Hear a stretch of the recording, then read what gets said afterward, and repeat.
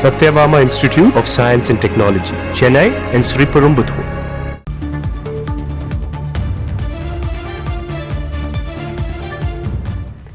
தமிழகத்திற்கான கல்வி நிதி தொடர்பாக மத்திய அரசுக்கு சென்னை உயர்நீதிமன்றம் உத்தரவை பிறப்பித்திருக்கிறது. விவரங்களை செய்தியாளர் சுரேஷிடம் கேட்கலாம். சுரேஷ், இந்த வழக்கின் முழு பின்னணி என்ன? சுரேஷ் வணக்கம். அதாவது கட்டாய கல்வி உரிமை சட்டத்தின்படி தனியார் பள்ளிகளில் ஏழை மாணவர்களுக்கான 25% இடஒதுக்கீட்டுக்கான மாணவர் சேர்க்கை இந்த ஆண்டு இதுவரைக்கும் துவங்கவில்லை என கூறி கோவையை சேர்ந்த மறுமலர்ச்சி இயக்கம் என்ற அமைப்பின் சார்பில் உயர்நீதிமன்றத்தில் வழக்கு தாக்கல் செய்யப்பட்டிருந்தது.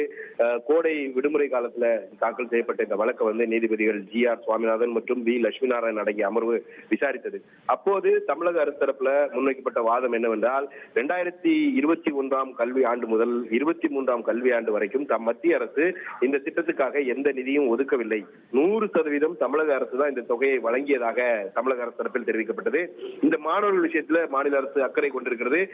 மத்திய அரசு நிதி ஒதுக்காததை எதிர்த்து உச்சநீதிமன்றத்திலேயும் வழக்கு தாக்கல் செய்திருப்பதாகவும் தமிழக அரசு தரப்பில் தெரிவிக்கப்பட்டது. இதையடுத்து மத்திய அரசு தரப்பில் முன்வைக்கப்பட்ட வாதம் என்னவென்றால் அனைத்து மாநிலங்களுக்கும் நிதி ஒதுக்கப்பட்டு வருகிறது, சில காரணங்களால தமிழகத்துக்கு நிதி ஒதுக்கப்படல என்ற ஒரு வாதமானது முன்வைக்கப்பட்டது. இந்த வழக்குல இன்றைக்கு இந்த வழக்கில் தீர்ப்பை தேதி குறிப்பிடாமல் தள்ளி வைத்திருந்த நீதிபதிகள் இன்றைக்கு இந்த வழக்குல தீர்ப்பளித்திருக்கிறார்கள். நீதிபதிகள் தங்கள் தீர்ப்புல கட்டாய கல்வி உரிமை சட்டத்தின்படி 25% இடஒதுக்கீட்டு அந்த இடங்களுக்கான தமிழகத்துக்கு ஒதுக்க வேண்டிய நிதியை ஒதுக்குவது குறித்து மத்திய அரசு பரிசீலிக்க வேண்டும் என்ற ஒரு உத்தரவை பிறப்பித்திருக்கிறார்கள்.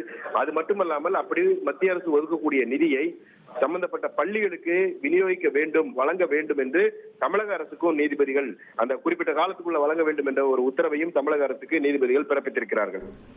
விவரங்களுக்கு நன்றி Suresh. Satyabama Institute of Science and Technology, Chennai and Sriperumbudur.